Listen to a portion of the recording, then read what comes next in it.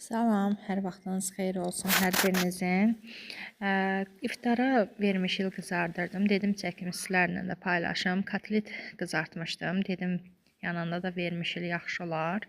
Kotleti axşam hazırlamışdım. İndi isə yenə də kotletdən var deyə dedim indi iftarımda da, yəni həm vermişil, həm kotlet.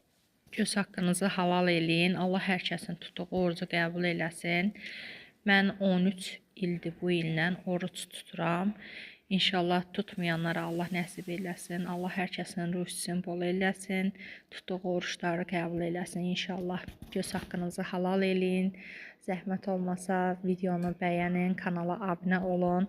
Mənim də kanalım yəni aktiv olsun.